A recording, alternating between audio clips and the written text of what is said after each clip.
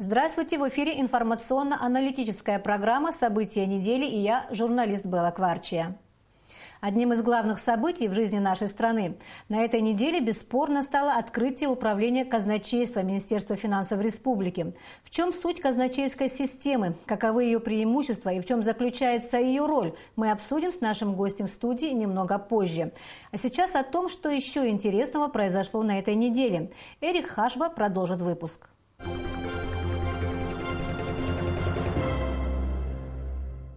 26 июня президент Рауль Хаджимба побывал на объектах пансионата Пицунда, 4 корпуса которого, а это более 1200 номеров, были недавно отремонтированы. Теперь в каждом из них есть удобства – душевые и туалет.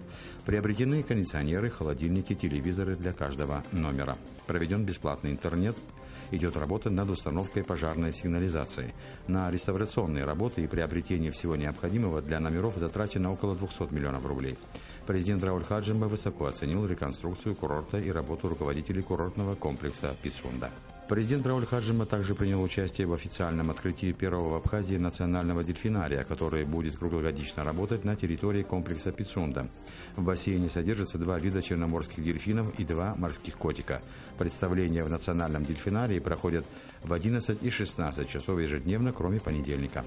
На утреннее представление в день официального открытия дельфинария были приглашены дети из малообеспеченных семей, подопечных благотворительного фонда «Террас». В июне Новоафонскую пещеру посетило 44 845 человек, реализовано билетов на общую сумму 21 344 900 рублей. В прошлом году за аналогичный период было продано 41 467 билетов, из них 39 794 взрослых и 1673 льготных, на общую сумму 20 64 300 рублей. Цена билета для взрослого посетителя 500 рублей, стоимость льготных билетов 100 рублей. Дети до 8 лет могут посетить Афонскую пещеру бесплатно. В пещере начаты ремонтные работы. Уже реконструированы перила смотровых платформ во всех залах. Реконструкция проводится ночью, начиная с последних залов пещеры, чтобы не мешать посетителям. В Сухуми начала работу комиссия по комплектованию детских садов, состоящая из сотрудников управления образования и заведующих детскими садами, с участием 2 депутатов Сухумского городского собрания и представителя общественности. В столице функционирует 13 государственных детских садов. На данный момент подано более 750 заявлений от родителей и дошколят. Удовлетворить все запросы пока не представляется возможным.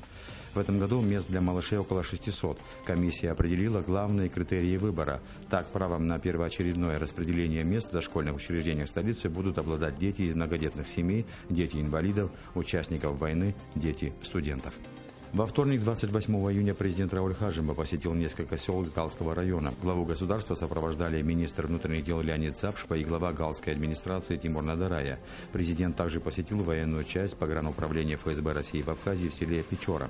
Здесь же прошла встреча главы государства с общественностью. Состоялся откровенный разговор. Президент ответил на интересующие сельчан вопросы. Встреча проходила в одной из школ, которая сегодня нуждается в ремонте. Президент заверил жителей, что школе будет оказана посильная помощь. Рауль Хаджимба также осмотрел водохранилище и новую дорогу, которая ведет в перепад на Ингур-ГЭС ГАЛ-1. 28 июня в Министерстве иностранных дел прошла пресс-конференция об итогах рабочей поездки абхазской делегации в Швейцарию на 36-й раунд женевских дискуссий. Обсуждались 2 основные темы: о принятой Генеральной ассамблеей ООН резолюции, предложенной Грузией, в которой содержался призыв к возвращению беженцев из Абхазии и Южной Осетии, и инцидент на абхазо-грузинской границе в мае 2016 года, в результате которого погиб гражданин Грузии. Министр иностранных дел Вячеслав Черигба сообщил, что так как грузинская сторона активно занимается раскручиванием инцидента, абхазская делегация раздала на встрече список из 25 убитых грузинскими спецслужбами на приграничной территории граждан Абхазии с 1999 по 2012 годы с тем, чтобы началось расследование по всем этим случаям. На пресс-конференции также затрагивалась тема открытия в Италии Абхазского института культуры имени Дмитрия Гулия. Вячеслав Черигба отметил, что открытие в Италии Абхазского института поможет нашей стране утвердиться в культурном пространстве Европы. В Абхазском государственном университете началась международная научная конференция «История русской философии» к 180-летию выхода первого философского письма Петра Чаадаева. В конференции приняли участие абхазские и российские ученые, студенты АГУ. Участники конференции в своих докладах отмечали большой вклад Чаадаева в развитие русской философии. Конференция продолжалась 3 дня, во время которых были обсуждены различные философские направления. Обзоры представленных на форуме материалов будут опубликованы в журнале «Вопросы философии» Российской академии наук. В ЦИК Абхазии прошел брифинг для журналистов. О том, как идет процесс подготовки к референдуму, назначенному президентом на 10 июля, сообщил председатель ЦИК Батал Тапагуа. По его словам, в ЦИК на очередном совещании обсуждали работу окружных и участковых избирательных комиссий. В числе прочих на совещании членов ЦИК рассматривался вопрос об открытии избирательных участков за пределами страны, в частности, в Москве и Черкесске. Как сообщил председатель ЦИК, голосование в этих городах, как и вообще за пределами Абхазии, проходить не будет. 29 июня 1828 абхазских 11-классников попрощались со школой. По всей стране прошли выпускные баллы. 38 учеников окончили школу на отлично. 10 стали обладателями золотых медалей и 1 серебряный. Сухуми медалистов и победителей Олимпиады чествовали в Абхазской государственной филармонии. В ряду почетных гостей учителя, родители и, конечно же, сами выпускники. Первым с завершением школьной поры и вступлением в новый жизненный этап ребят поздравил президент Рауль Хаджимба. Выплата надбавок пенсионерам республики, получающим только абхазскую пенсию, производится в установленном порядке. Министр труда, занятости и социального обеспечения Сурен Кирселян отметил, что пенсионеры должны написать заявление о том, что не получают пенсию иного государства и лишь потом могут единовременно получить перерасчет за прошлый год. Первый вице-премьер Абхазии Шамиль Адзинба провел брифинг для журналистов, на котором подвел итоги очередного заседания комиссии по пропавшим без вести в ходе Отечественной войны народа Абхазии. В абхазском списке пропавших без вести было 177 человек. 37 погибших из этого списка уже опознаны. Осталось найти еще 140 человек. Шамиль Адзинба обратился с просьбой ко всем, кто располагает какой-либо информацией об обстоятельствах гибели наших бойцов и мирных жителей, местах их захоронения, обращаться в правительство или лично к нему. Шамиль Адзинба также призвал родственников погибших бойцов, которые были опознаны и похоронены близкими сразу после войны в 1994 году, пройти процедуру сдачи ДНК. Тела погибших уже тогда можно было опознать с трудом, поэтому были возможны ошибки при их опознании. Президент Рауль Хаджимба принял членов Национального союза молодых кинематографистов Абхазии. Молодые режиссеры и сценаристы рассказали о своем проекте по экранизации новелл Михаила Лакербай. Проект – это цикл из 5 короткометражек на абхазском языке, объединенных в один фильм. Средняя продолжительность каждой новеллы – 10-15 минут. Фильм приурочен к году Михаила Лакербай. Президент поддержал инициативу молодых кинематографистов и пообещал оказывать им финансовую поддержку в реализации проекта. В начале июля в Гудауте пройдет международный фестиваль циркового и эстрадного искусства, в котором примут участие более 200 артистов из разных городов России, Национальной цирковой школы Китая, а также детские хореографические коллективы Гудаута и Тхварчала. Накануне открытия фестиваля его организаторов принял глава администрации Гудаутского района Руслан Ладария. На встрече обсуждались организационные вопросы. Следует отметить, что фестиваль подобного масштаба в Гудауте проводится впервые. Руслан Ладария обещал всяческую поддержку организаторам и выразил надежду, что фестиваль станет в Абхазии традиционным. В республике идут съемки документального фильма под рабочим названием «Абхазия глазами политика». Его автор Сулиета Кусова, генеральный директор Центра этнопроблематики в средствах массовой информации при Союзе журналистов России. Цель фильма – рассказать миру о той стратегии, которую избрала Абхазия, чтобы стать экономически самодостаточным государством. Автор фильма беседовала с политиками, экономистами, депутатами и общественными деятелями. В процессе работы над фильмом Сулиета Кусова взяла интервью у президента Абхазии Рауля Хаджимба, которое получилось, по ее словам, достаточно объемным и глубоким. Научная конференция, посвященная январской и июльской наступательным операциям, началась в столице с возложения цветов к могилам павших воинов в парке боевой славы. Сюда пришли представители общественности, ветераны войны, матери погибших и учащаяся молодежь. Цель конференции – привлечь студентов к освещению январских и июльских наступательных операций. В ходе конференции студенты и аспиранты АГУ, АБГИ и Сухумского высшего общевойскового командного училища прочли свои доклады, раскрывающие взгляд молодежи на тему Отечественной войны народа Абхазии. Президент Рауль Хаджимба совершил рабочую поездку в Гудаутский район, где посетил 3 села – Арсаул, Абгархук и Ачандара. В каждом селе состоялись встречи президента с жителями, на которых обсуждались различные проблемы сельчан. В селе Арсаул – это ремонт школы, водоснабжения, энергетических сетей. Кроме того, жителей волнует переименование села. Уже собрано 600-700 подписей под заявлением о том, чтобы село продолжало называться Приморское. В селе Абгархук, где проживает 220 семей, среди основных проблем также ремонт системы водоснабжения, ремонт школы, установка нового насоса-агрегата. Глава государства отметил, что на эти нужды уже выделены финансовые средства, и в планах этого года начать соответствующие ремонтные работы. Кроме того, Хаджимба пообещал оказать поддержку сельхозпроизводителям. В селе Ачандара примерно те же проблемы, касающиеся ремонта электро- и водоснабжения, замены водопроводных труб, которым уже по 40 лет, реконструкции сельского клуба. Сельчане попросили создать компьютерный класс в школе, помочь закупить спортивную форму для волейбольной команды и костюмы для танцевального ансамбля. Глава государства пообещал поддержку сельчанам. В частности, на ремонт клуба будут выделены средства. Решение проблем на селе – это наш долг, подчеркнул Хаджимба.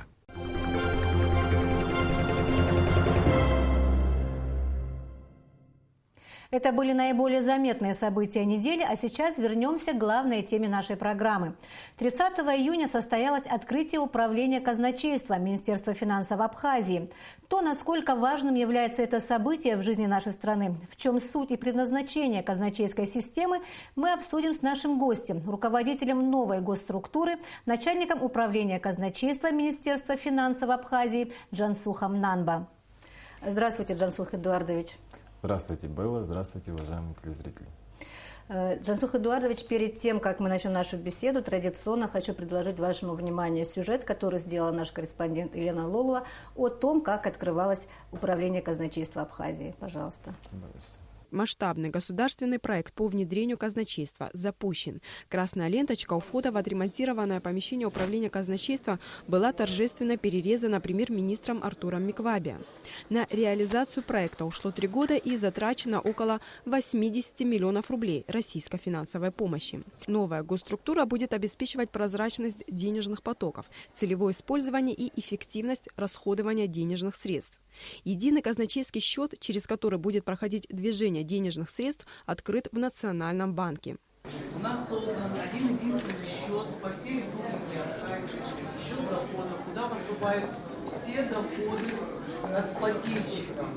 Потом этим доходам присваиваются коды, и в автоматическом режиме они распределяются между уровнями бюджетной системы и по видам доходов. После официального открытия управления казначейства состоялось торжественное заседание с участием президента Абхазии Рауля Хаджимба. Переход на казначейскую систему исполнения бюджета – это ключевая реформа в бюджетной и финансовой системах Абхазии, подчеркнул глава государства. Благодаря казначейской системе удастся контролировать прохождение выделенных средств до конечных получателей, что было невозможно при банковской системе исполнения бюджета.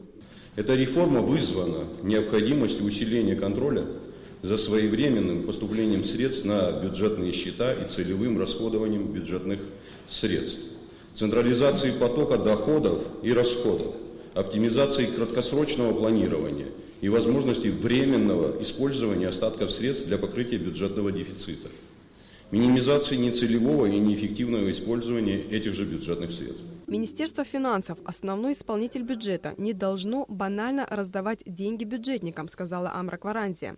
Необходимо обеспечить их целевое исполнение и оптимизировать финансовые ресурсы страны. В решении этих задач должно помочь казначейство.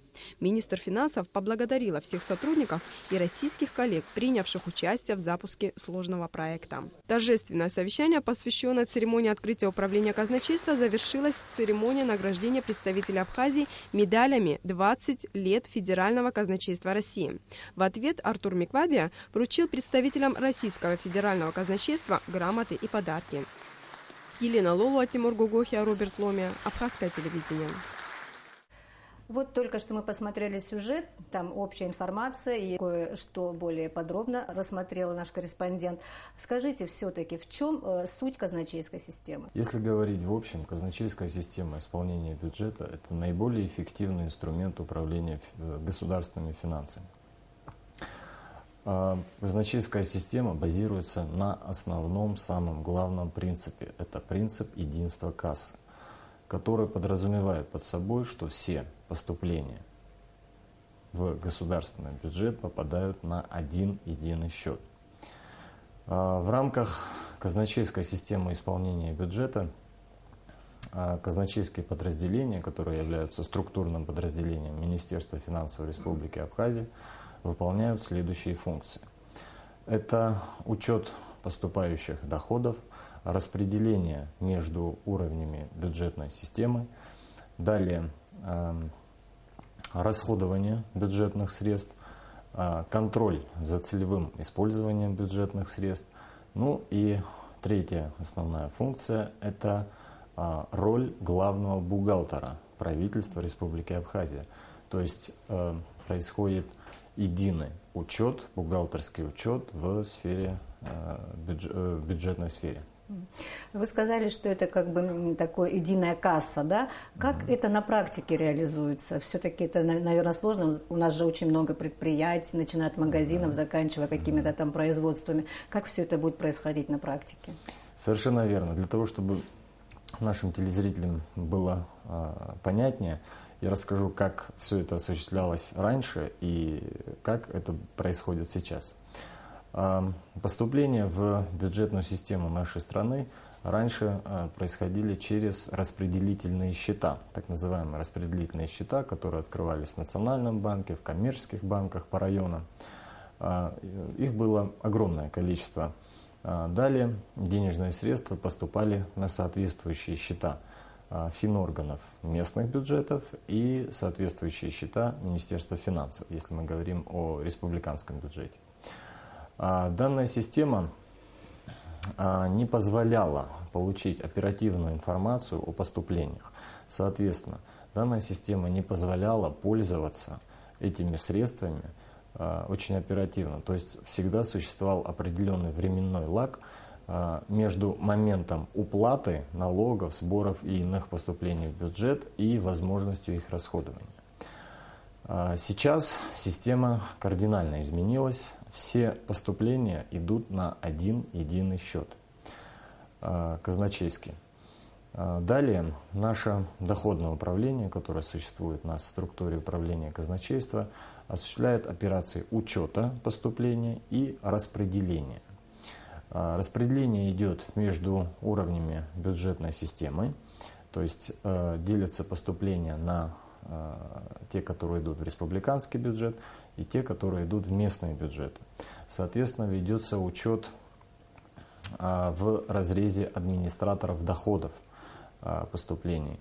То есть, используя так называемые коды бюджетной классификации, мы доводим до администраторов доходов, коими являются у нас Министерство по налогам и сборам, Государственный таможенный комитет, да, и иные уполномоченные органы государственного управления, которые администрируют доходы, поступающие в бюджет. Мы предоставляем им информацию о фактическом поступлении денежных средств в бюджет. Вы говорите о том, что это позволяет как-то быстро управлять финансовыми какими-то поступлениями, потоками. Вот для чего это? Как это обычно происходит у вас? Безусловно. Вся проблема заключалась в том, что при банковской системе исполнения бюджета бюджетные средства были распылены по отдельным счетам бюджетополучателей. И очень часто мы сталкивались с ситуацией, что бюджетные средства на том или ином счете зависали. Просто в них не было потребности на тот период, при том, что у другого бюджетополучателя есть острая необходимость. Но учитывая сложную систему, разветвленную систему расчетных счетов, которые были открыты, оперативно отозвать у одного бюджетополучателя средства и перенаправить другому, нуждающимся, не представлялось возможным. Данная система позволяет оперативно отслеживать все остатки, свободные остатки, которые имеются у нас на счетах, и направлять их именно туда, где они будут наиболее эффективно использованы. Скажите, создание управления казначейством, можно ли сказать, что это очень большой шаг вперед в развитии страны? Вот как вы оцениваете создание этой структуры? Безусловно. В рамках объявленных реформ, да, в нашем государстве переход на казначейскую систему исполнения государственного бюджета является очень значительным и важным шагом. Это позволит более эффективно распределять бюджетные средства. Это позволит отслеживать целевое использование этих средств. Это позволит контролировать бюджетные средства, которые направляются тем или иным бюджетополучателям. Важность данного проекта подчеркивается еще тем, что президент Республики Абхазия очень часто в своих выступлениях подчеркивает значимость перехода на казначейскую систему. Так мы слышали об этом в его ежегодном послании, мы слышали об этом в речи встречи с общественностью Ну и вы сами прекрасно видели, что в торжественном открытии он тоже принимал участие. Это говорит о том, что высшее руководство нашей страны понимает всю значимость этого процесса, понимает, насколько эффективно будут использоваться бюджетные средства при такой системе.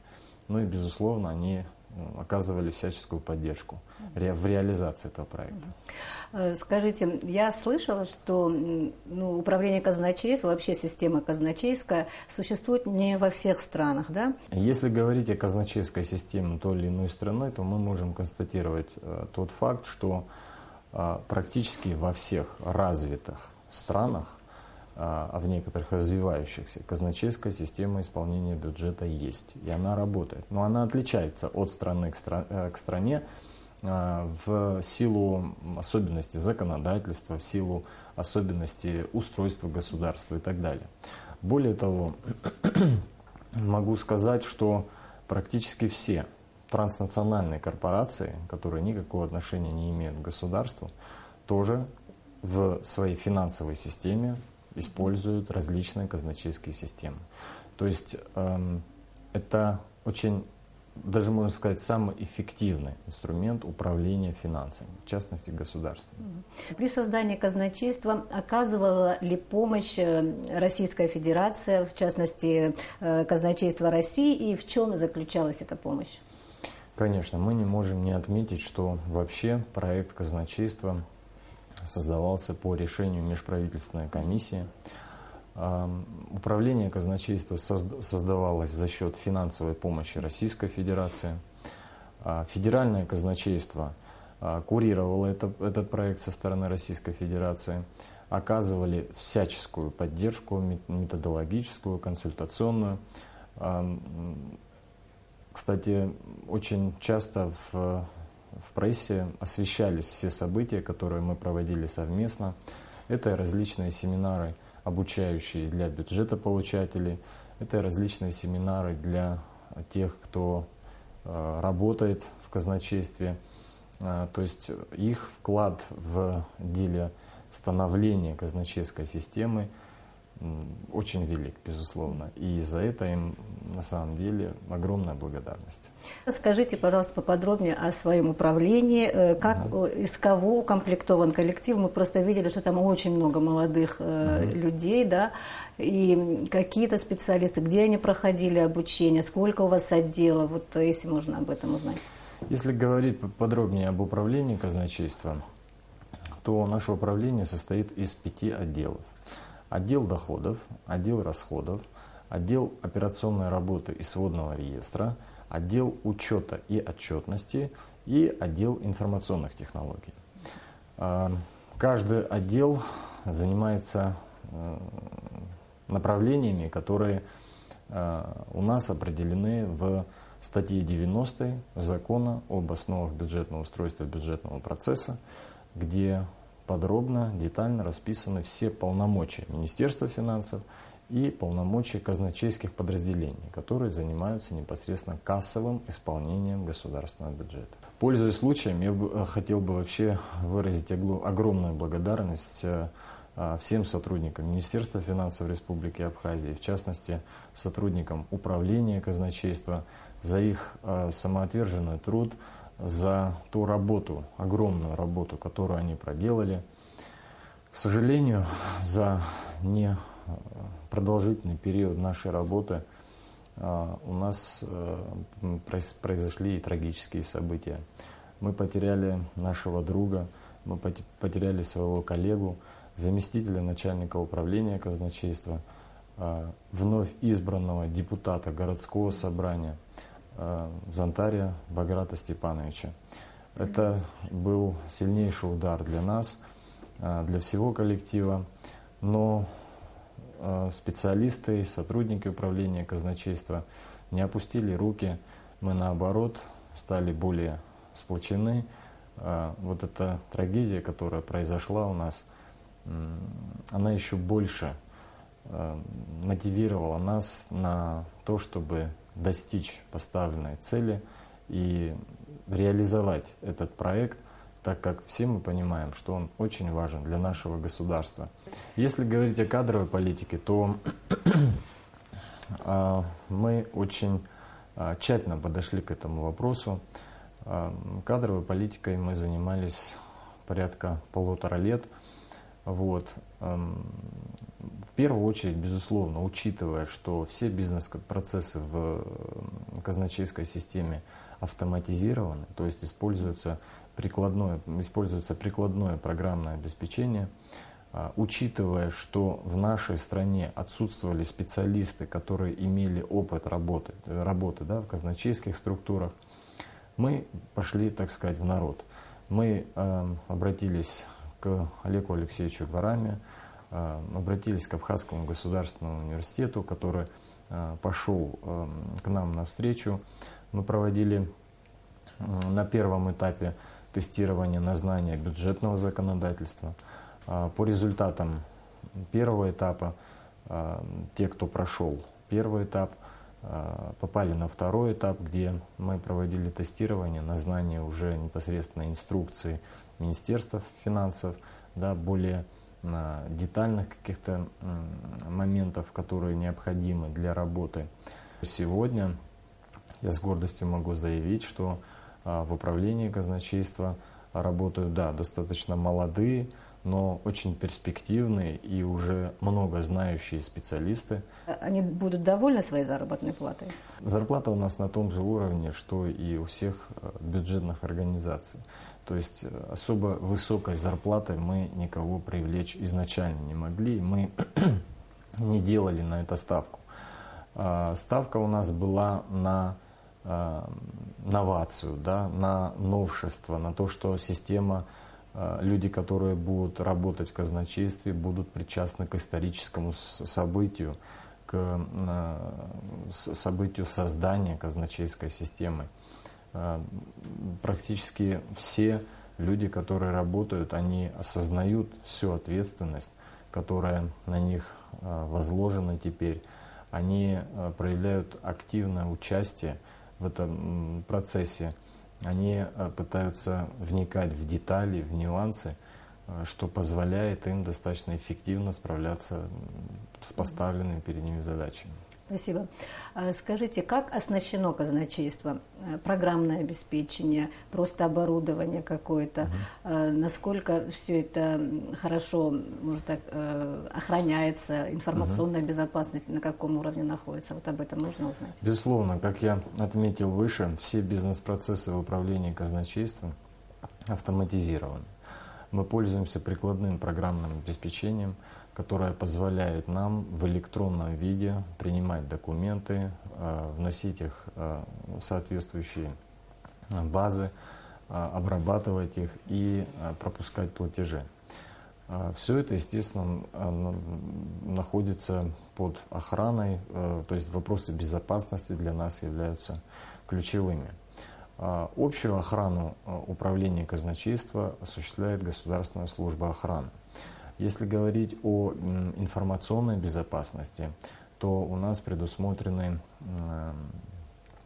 ряд систем, начиная от системы контроля управления доступом, то есть возможность проникновения в серверную комнату, где у нас стоит основное оборудование, есть у очень ограниченного круга лиц. Мы используем замкнутую систему связи, что позволяет нам обезопасить себя от каких-то нападок извне. Да? То есть напрямую мы не используем интернет, что позволяет нам говорить о достаточно безопасной системе. Но это не значит, что мы остановились на этом этапе. Да? Вопросы безопасности, они актуальны всегда. И в дальнейшем мы планируем еще более усовершенствовать систему безопасности, сделать, потому что жизнь такова, что со временем появляются новые вызовы, на которые нужно отвечать. И вот в рамках этих вызовов мы, соответственно, будем и усовершенствовать нашу систему безопасности. Казначейство официально было открыто совсем недавно, и я хочу узнать, что сейчас там происходит, над чем сейчас идет работа. 1 июля был осуществлен переход государственного бюджета на казначейскую систему исполнения бюджета. Это значит, что к этой дате были закрыты все бюджетные счета конкретных бюджетополучателей. Им открыты лицевые счета в управлении казначейства Министерства финансов. Все средства будут аккумулироваться на одном едином казначейском счете, с которого и будут осуществляться расходы. Непосредственно работа управления казначейства, она очень многогранна. Если мы говорим о доходах, то отдел доходов у нас будет вести учет поступлений, будет осуществлять распределение, ну и, соответственно, перенаправлять эти средства на соответствующие счета. Отдел расходов занимается приемом расчетных документов, приемом подтверждающих документов, то есть расходование бюджетных средств у нас теперь осуществляется только при предоставлении подтверждающих документов в соответствии с действующим законодательством Республики Абхазия.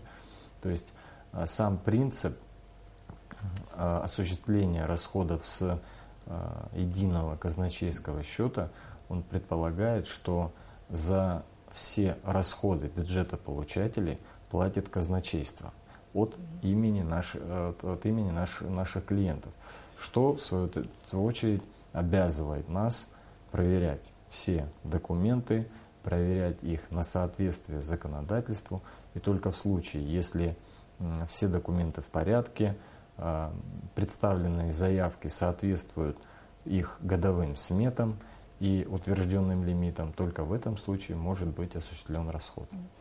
Мы говорили о том, что система казначейская очень удобна для контролирования каких-то денежных потоков для самого государства.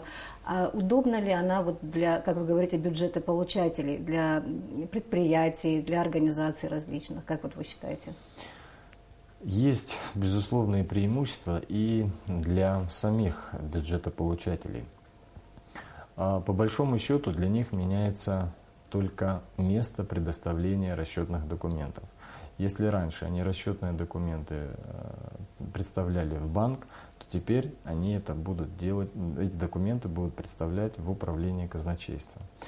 Более того, банковская система исполнения бюджета, которой мы пользовались ранее, учитывая ряд недостатков этой системы, очень часто мы сталкивались с тем, что финансовые органы не всегда могли обеспечить потребности бюджетополучателей.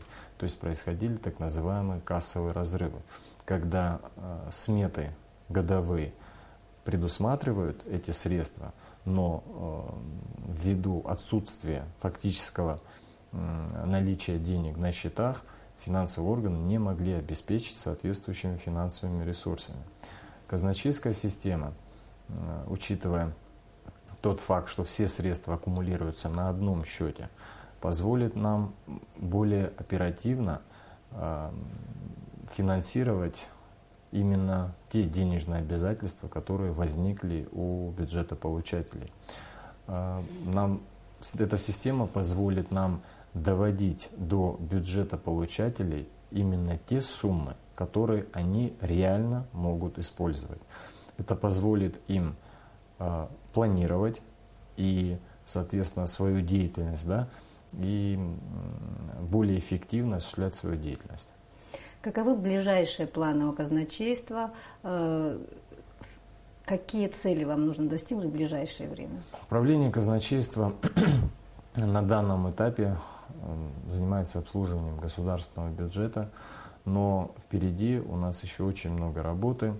Работа будет касаться в частности перевода государственных внебюджетных фондов на казначейское обслуживание. Работа будет касаться по переводу в казначейство внебюджетных поступлений. Так что планы по развитию, совершенствованию казначейской системы, они у нас есть, и мы очень активно работаем над этим. Безусловно, любое новшество всегда связано с какими-то проблемами, так скажем, да, какими-то... новшества вообще всегда трудно воспринимаются в обществе, это известный факт. Всегда существует какой-то переходный период, когда бюджетополучатели, люди, которые работают, да, в этой сфере, когда они еще не привыкли к новой системе, к новой схеме. Но я уверен, что в ближайшее время все бюджетополучатели сполна оценят вот все преимущества казначейской системы. Я бы хотел поблагодарить АГТРК за детальное освещение всех событий, которые происходили в управлении казначейства, за очень интересные репортажи, за то, что вы уделяете огромное внимание нашему проекту и даете возможность гражданам Республики Абхазия увидеть и понять, что же такое казначейство, для чего все это делается и каких результатов мы можем ожидать от этого. Это одна из важнейших реформ, мы не могли это обойти стороной.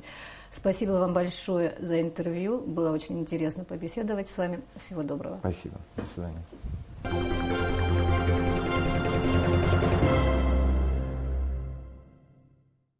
Уважаемые телезрители, я напомню, что сегодня гостем нашей студии был начальник управления казначейства Министерства финансов Республики Абхазия Джансух Нанба.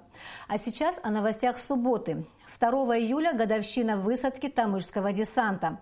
Ровно 23 года назад в районе села Тамыш с моря высадился абхазский десант.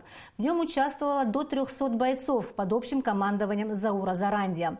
Тамышская операция, по оценке ученых-историков, стала переломным моментом в ходе войны и во многом предопределила ее итог. В ходе июльской наступательной операции абхазские войска взяли село Шрома в Сухумском районе, ряд стратегических высот северо-восточнее Сухума, а Тамышский десант отрезал грузинские войска от подкрепления. Все это в дальнейшем позволило провести наступательную операцию по освобождению столицы. Всего в июльской операции 1993 года из десанта погибли 11 бойцов, 36 получили ранения. Из групп Восточного фронта погибли 58 бойцов, около 200 были ранены. По случаю 23-й годовщины высадки десанта состоялись церемония возложения цветов к мемориалу славы в селе Тамыш Ачимчирского района и памятный митинг. В мероприятиях приняли участие ветераны Отечественной войны народа Абхазии, представители Министерства обороны республики, руководство района, общественность. Государственный комитет Республики Абхазия по молодежной политике в рамках проекта «Тропой героев» провел акцию, приуроченную к 23-й годовщине высадки десанта в селе Тамыш. Организаторы пригласили молодежь для участия в памятном мероприятии. Молодые люди своими глазами увидели место высадки десанта, услышали военные рассказы из уст ветеранов и получили ответы на интересующие их вопросы. Уважаемые телезрители, сегодня в нашем эфире смотрите очерки, посвященные бойцам, погибшим в июльской наступательной операции. А теперь к другим новостям. Указом президента Абхазии Рауля Хаджиба за многолетнюю плодотворную работу и активное участие в общественно-политической жизни Абхазии орденом Ахзапша III степени награжден член Политсовета Коммунистической партии Республики Александр Небадзе. Наша страна простилась видным ученым, патриотом своей страны, проректором Абхазского государственного университета Олегом Багратовичем Шамба.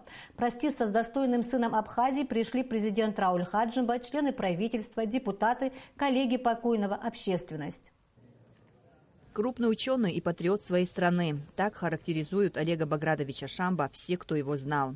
Проститься с видным сыном своего отечества пришла, можно сказать, интеллектуальная элита страны. Проработав много лет в Абхазском государственном университете, академик Олег Шамба для многих стал добрым наставником, благодаря которому они сделали уверенные шаги в науку. Олег Шамба был крупным экономистом. Он автор множества научных исследований, на основе которых учатся студенты. Сегодня мы провожаем в последний путь нашего дорогого Олега Багратовича. Сложно говорить об Олеге Багратовиче в прошлом. Мы начали работать с ним после военный период, после окончания войны. Он возглавил нашу кафедру бухгалтерского учета, анализа и аудита. И проработал по настоящее время. Олег Багратович благороднейший из благороднейших, творческий, человек, который занимался не только вопросами экономики, он увлекался культурой нашего народа, поэзией, фольклором нашего народа. Олег Багратович при его руководстве на нашей кафедре блестяще защитили кандидатские диссертации. Наши молодые, он работал много с молодежью, работал со студентами. При его руководстве была создана первая программа социально-экономического развития Республики Абхазия. Он очень болел за свою страну, он всегда был в авангарде, он всегда боролся за правое дело. Нам будет очень не хватать нашего дорогого Олега Багратовича, нашего мудрейшего руководителя. Мы скорбим, мы сочувствуем семье, сочувствуем своему народу и нашему университету. Для нас это большая утрата. Воспоминаниями об Олеге Шамба в военные годы поделилась доктор экономических наук Кама Гогия. С Олегом Багратовичем я познакомилась во время войны. Это было лето, когда в Гудаутах штаб университета, когда решили организовать выпускные экзамены. А тут уже у нас на пороге наступление Сухумское. И решили провести экзамены, причем это как-то и по радио сообщалось, и в идеологическом плане вот этот момент был очень сильным. Тбилисское радио, говорят, сообщало, вот там идет война, они занимаются экзаменами. Олег Багратович вообще был лаз в идеологической работе. Такого вот идеолога, наверное, в нашей среде очень мало и в нашем обществе. Смерть видного ученого стала невосполнимой утратой для науки Абхазии, для патриотов страны, всех, кому довелось работать и общаться с Олегом Шамба. Глыба он был, глыба. Уникальный человек. Для Абхазии это он очень много значимый человек. И не случайно правительственная комиссия стала. И у него вот эти характеристики, тактико-технические характеристики. Да. Он и экономист крупнейший в стране, и строитель, инженер-строитель, и фольклором он как занимался, и трибун он академик, и единственный академик не только на Европе, на постсоветском пространстве, где окопы были, где войны были, где очаги эти были, который в окопы находился с солдатами вместе. Академик полный, Арзимов услышал, говорит, как вытащить его из окопа. Вот такой он был человек. Он сам скромные возможности имел, но последним он мог делиться. Мы – это большая утрата. На траурном митинге, который открыл первый вице-премьер Абхазии Шамиль Адзинба, выступили коллеги и друзья Олега Шамба – Роин Логуа, Игорь Марухба, Тарас Шамба. Вспоминали о яркой и интересной жизни Олега Багратовича. Являясь активным участником национально-освободительного движения, он проделал колоссальную работу по защите прав абхазского населения в советское время. И во время войны Олег Шамба активно участвовал во всех переговорах, выступал по телевидению и радио, отмечали выступавшие. Добрая память об Олеге Багратовиче Шамба, кавалера орденов Леона и Ахтзапша, навеки останется в сердцах его многочисленных друзей, коллег, знакомых и родных. Похоронили Олега Шамба в столице страны, в так горячо им любимом Сухуме.